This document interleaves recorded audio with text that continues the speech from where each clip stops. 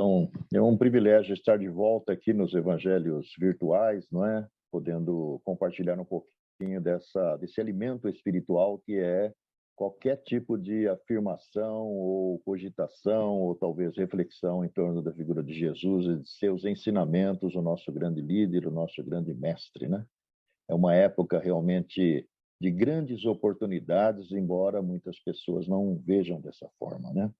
E nós nos sentimos, assim, felizes mesmo por estarmos aqui inaugurando essa nova série com justamente, talvez, um dos mais importantes temas do próprio Evangelho segundo o Espiritismo, que é o maior mandamento, não é? Um trechinho do Evangelho de Mateus, que dá origem a esse comentário de Allan Kardec, e que, na realidade, consiste em mais uma demonstração de como Jesus era, assim, torturado pelos adversários que, de todas as formas, tentavam surpreendê-lo, né? Os adversários que não conseguiam compreender ainda a missão sublime que ele tinha aqui em relação a nós todos, né? Que já tinha sido antecipada por vários profetas, sobretudo por Isaías, mais ou menos uns 800 anos antes de Jesus aparecer, não é? E que, na realidade, talvez até hoje, pela grande maioria, não seja devidamente compreendido, né? Jesus já voltou, não é? Junto com a equipe do Espírito da Verdade há quase 166 anos, e trouxe-nos aí aquilo que ele havia prometido no versículo 26 do Evangelho de João, a respeito do Consolador prometido. E nesse momento nós entendemos bem o que é esse Consolador prometido, né? Diante de tanta dor, tanta dificuldade que se multiplica em todas as direções, nesse grande esforço, certamente, dos amigos da espiritualidade, no sentido de acelerar o processo de encaminhamento aí da grande transformação, né, preconizada lá pelo próprio Evangelho segundo o Espiritismo e pelas inúmeras correntes espiritualistas que falam da nova era, a era que corresponde ao início de um novo ciclo, né, coincidindo nesse momento com duas grandes transformações. A primeira delas, aquela cíclica a cada mais ou menos 20 séculos, né, que começou com Jesus lá atrás e que está agora passando por uma outra transformação, e a grande transformação do próprio planeta, né, que se eleva da condição de mundo de expiação e provas para mundo de regeneração. Um tempo onde, naturalmente, o mal não desaparecerá, mas desaparecerão muitos daqueles que são ainda motivados pelo desejo de contrariar as regras, né, estabelecidas aí pela espiritualidade superior. E o maior mandamento, ele sintetiza-se em duas afirmações, conforme Jesus diz, né? Resumindo aqueles 10 mandamentos que só há 35 séculos foi recebido lá pelo Moisés no Monte Sinai, né? Amarás a Deus de todo o teu coração, de toda a tua alma e ao próximo como a ti mesmo. Simples assim, mas muito difícil de ser implementado e executado, né?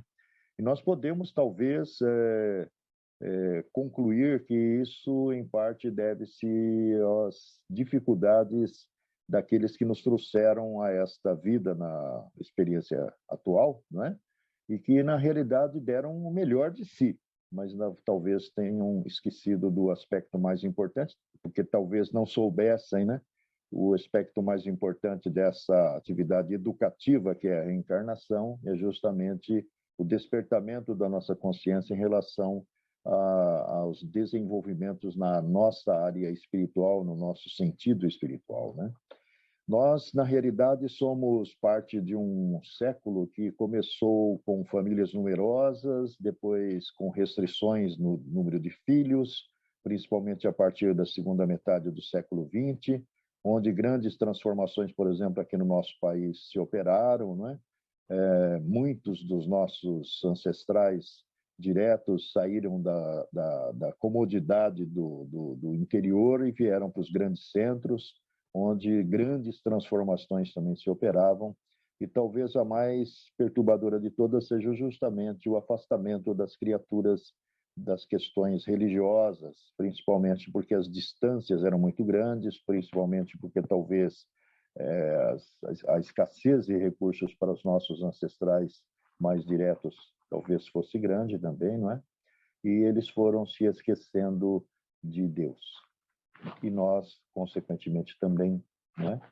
Hoje, graças à doutrina espírita, a essa altura da nossa vida, nós já estamos convictos que somos espíritos imortais, momentaneamente presos a essa cela chamada corpo físico, que nos encaminha, através das experiências que vamos colecionando, justamente no sentido desse despertar espiritual, não é? Na realidade, nós sabemos que, pelo que a doutrina espírita apresenta e pelo que inúmeros fatos confirmam, nós estamos agregados a espíritos com os quais nos comprometemos em eras remotas ou recentes e que solicitamos encontrar aqui, nos laços da consanguinidade, às vezes com o papel do marido, da esposa, do filho, do pai, da irmã, sei lá, do tio, do avô, para que justamente conseguíssemos vencer as nossas limitações estabelecidas através em relações mal resolvidas ou mal concluídas, e justamente porque não cumprimos o papel de amarmos ao nosso próximo como a si mesmo, porque afinal de contas ele é o nosso próximo, mais próximo, né? E inspirados por Jesus, talvez nós devêssemos, nas nossas relações, que às vezes tornam-se ásperas e ácidas demais, nos esforçarmos para nos reconciliarmos, porque por trás daquela animosidade, daquela dificuldade de aceitação recíproca, talvez esteja justamente o problema que nós vamos resolver aqui. E nesse momento nós estamos aqui como que assim encurralados, né, presos em casa, muitos de nós, sendo solicitados a justamente repensar a nós mesmos. E nós temos que fazer uma autoanálise, né? Nós temos que buscar aquilo que o Kardec tão claramente coloca, sobretudo no Livro dos Espíritos, que é o nosso desenvolvimento, a nossa educação moral. A única saída para nós construirmos um futuro melhor para a Terra, para a humanidade da Terra e para nós mesmos. Então, nós precisaríamos ver o que é que podemos fazer, né? A caridade, como está explicitado aí no maior mandamento, porque ela é a materialização justamente do amor a Deus sobre todas as coisas e ao próximo como nós mesmos, ela pode ser executada mesmo dentro das restrições que nós temos, né? A Casa do Caminho, ela oferece aí múltiplas formas de trabalho, né? Através dos grupos de orações que diuturnamente estão abrindo talvez o coração daqueles que estão interligados pelas energias aí da prece, né? No sentido talvez de somarmos os esforços àqueles que nos bastidores da invisibilidade estão trabalhando também para atenuar a dor, o sofrimento daquele que perde o seu ente querido em função dessa situação que aí está, desse vírus que aí está. E lembrando, né, que tudo o que está acontecendo não acontece por acaso. Nós somos ligados a um universo de causalidades, e não de casualidades. Então, aquele que é atingido pelo problema da Covid, de maneira mais intensa ou menos intensa, ele está no sofrimento, no desconforto que enfrenta, e às vezes até no processo de desligamento da estrutura física, apenas resgatando dívidas contraídas consigo mesmos na transgressão à lei de Deus que está inscrita dentro da nossa consciência e que, conforme diz aí a espiritualidade, vai se ampliando, se dilatando na medida em que nós vamos amadurecendo espiritualmente. Lamentavelmente, décadas se passaram dentro dessa vida. Nós fomos, a maior parte de nós, eu fui assim, né? Embora meu pai tivesse muitas limitações em muitos aspectos, e minha mãe, a única grande, talvez, contribuição que ela tenha dado foi o grande amor que tinha por mim e por minha irmã, mas ela tinha, assim, uma prática que ela sustentou durante todos os anos da minha infância, que era se reunir com minha mãe, com minha irmã e comigo no único quarto que tínhamos, que dividíamos, né? E fazermos uma prece antes de adormecer. E esse exercício, ele realmente é fundamental hoje, né? A espiritualidade, o último livro do Manuel Filomeno de Miranda, aí, Rumo ao Mundo de Regeneração, insiste, repetindo o pensamento do Dr. Bezerra de Menezes, que a prece é um recurso essencial, porque a prece, ela justamente fortalece nossos centros de força, os nossos chakras, e fortalece nosso sistema imunológico, consequentemente, né? Então, nós temos que, talvez, fazer uso desse recurso. Se não podemos, talvez, intervir diretamente em processos que envolvem nossos vizinhos, os nossos familiares mais remotos, mais distantes nessa vida, podemos atingi-los com a prece. Porque a prece é, como nós aprendemos pela própria informação que o Espiritismo amplia, né? Porque já era de conhecimento daqueles que no século XIX, antes do Espiritismo aparecer, dominavam, né? É uma transmissão, uma irradiação de energia que carrega no seu, talvez no seu conteúdo, o nosso sentimento. E se nós somos solidários de verdade, se nós estamos preocupados com assim, a recuperação daquele que está envolvido, seja de uma forma ou de outra, porque também a desencarnação levará aquele ser, aquele espírito, aquela individualidade a um processo de recuperação, não é? De readaptação, porque nós sabemos que se voltarmos pelo Covid, ou voltarmos pelo ataque cardíaco, ou voltarmos pelo câncer, ou por qualquer outro processo, nós teremos necessariamente que passar por um processo de readaptação no mundo espiritual, porque deixaremos para trás justamente as rotinas no campo do repouso físico, da alimentação, ou talvez das nossas atividades profissionais, para que agora nós nos encaminhamos para uma outra fase, uma outra etapa, semelhante àquela que tínhamos antes de renascer aqui, talvez, não é? E talvez somando-nos a todos aqueles que nos bastidores, como a espiritualidade nos informa a todo momento, estão empenhados em abrandar um pouquinho o sofrimento daqueles que estão aqui, sobretudo da grande massa humana que se iludiu, se hipnotizou, talvez tenha se distraído demais com as sensações que a matéria poderia lhes oferecer nesse século XX, que foi prodigioso nesse sentido, desembocando agora no século XXI em meio a tantas complicações e tantas dificuldades, né? E acreditamos que a maior parte desses que estão sofrendo mais e mais é justamente porque mantém-se à margem daquilo que é o predominante, que é o mais importante. Não que Deus esteja castigando ninguém, mas nós mesmos é que de uma certa forma, não nos sentimos alimentados, né? Como está acontecendo aqui, nós estamos alimentando o nosso espírito, nossa disposição, nossa vontade, com vistas à semana que vai começando, não é? E isso certamente nos fortalecerá. E nos momentos em que nos sentirmos talvez um pouco carentes, um pouco talvez esmorecidos, desanimados, meu Deus do céu, Deus é tão prodigioso e tão extraordinário que mandou na frente desses momentos angustiantes que vivemos essa tecnologia extraordinária que permite que estejamos aqui reunidos nesse momento, podendo compartilhar, comungar das energias entre nós todos que estamos interligados nessa onda eletrônica que nos aproxima agora, e através das palavras recebermos outro influxo de forças, não é? Então, hoje a internet ela tem muita coisa boa. A gente às vezes só presta atenção nas coisas ruins, mas ela tem muita coisa boa. Esse tal de YouTube, esse tal de Google, nossa senhora, a quantidade de palestras que lá estão, de personalidades assim invulgares, o Haroldo Dutra, o Divaldo Pereira Franco e outros personagens importantes da nossa história, não é?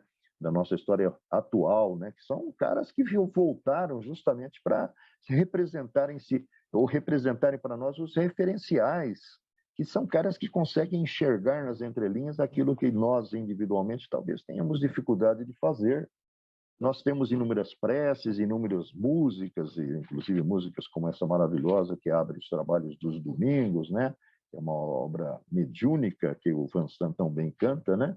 Quanta Luz, que foi recebido lá pela Senira Pinto, uma médium lá do Rio de Janeiro, no século XX, nos anos 50, que ela era uma grande evangelizadora e captou essa influência da espiritualidade que certamente reproduz aí uma oportunidade de absorvermos do plano espiritual muita energia, porque as imagens que ela vai interiorizando em nós com uma melodia tão harmoniosa faz com que nós nos sentimos enlevados, nós nos sentimos, assim, de uma certa forma, alimentados espiritualmente também.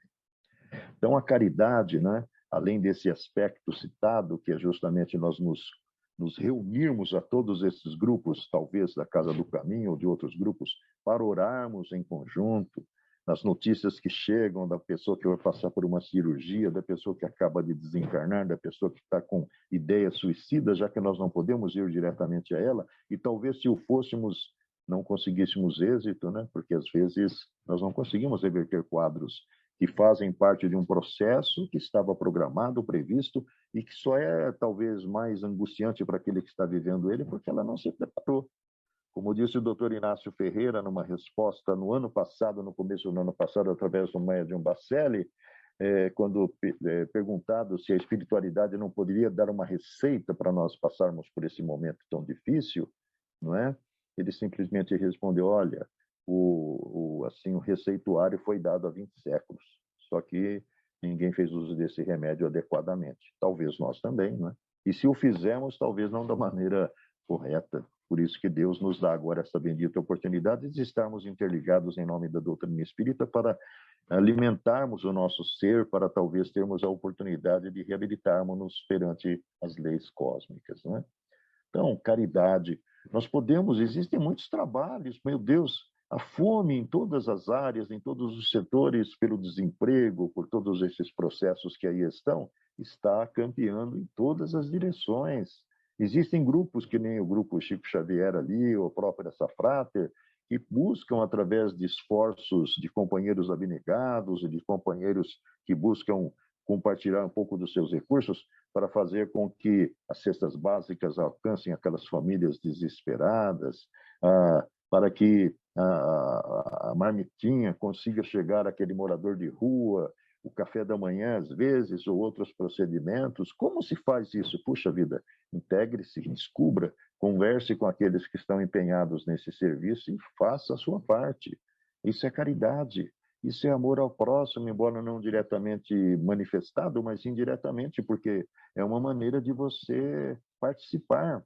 E o que está acontecendo? Poxa vida, o Espiritismo é também muito objetivo lá no Sede Perfeitos, do capítulo do final das leis morais, ao dizer que, olha, o grande entrave para que nós acessemos os climas espirituais da felicidade da paz é justamente o orgulho, onde nós nos sentimos talvez superiores aos outros, melhores que os outros, e o egoísmo, que, consequentemente, em função do primeiro, nos faz sentirmos donos de alguma coisa. Tudo é absolutamente impermanente, como o budismo diz, né? Na verdade, tudo se transformará de uma hora para outra. Nós não podemos imaginar daqui a quanto tempo, horas, minutos ou dias, nós estaremos talvez numa outra realidade, né?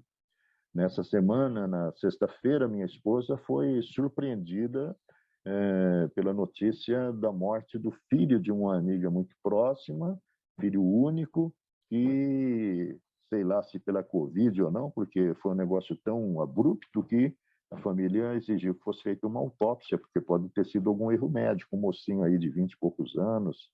A gente fica imaginando quanto sofrimento, mas ela é apenas uma amostra de milhares e milhares de casos semelhantes que estão aí, às vezes pessoas que perderam seus parceiros, sua esposa, seus filhos, o seu marido, os seus irmãos, o seu pai, sua mãe. Meu Deus do céu, quanta dor!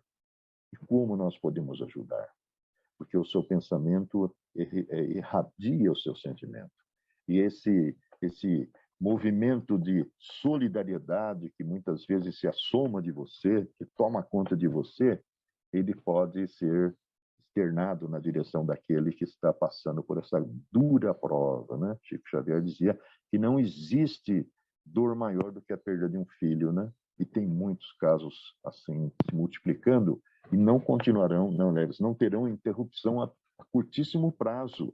As mudanças, certamente, se nós olharmos lá nasquelas revelações de uma amostrazinha que está na Revista Espírita de 1867 e 1868, falando sobre uma epidemia que tomou conta de uma ilha, que resultou na mortandade lá de milhares de pessoas em 3 anos, não é? É apenas uma ilha no Oceano Índico, né?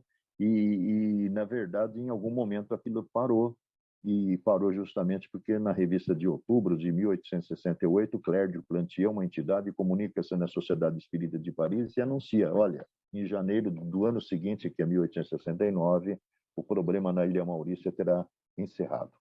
Não porque a medicina encontrou a solução, mas justamente porque os planos da espiritualidade terão sendo atingidos. E o Dr. Demeury, que é um parceiro de Kardec enquanto encarnado e foi médico pessoal de Kardec, vai dizer, olha, lamentavelmente nós não podemos afirmar que toda essa dor, todos esses problemas que causaram essa epidemia que tomou conta lá dos habitantes da Ilha Maurícia, puderam operar neles grandes transformações.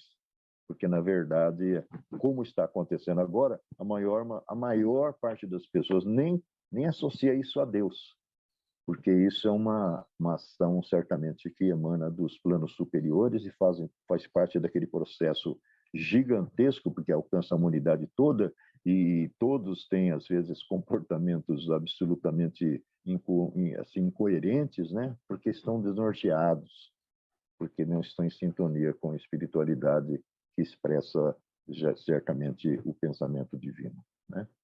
Mas é uma oportunidade de nós nos conectarmos com o Pai, nos comunicarmos com a espiritualidade, despertarmos em nós mesmos aquilo que o Chico chamava de responsabilidade de viver, não é?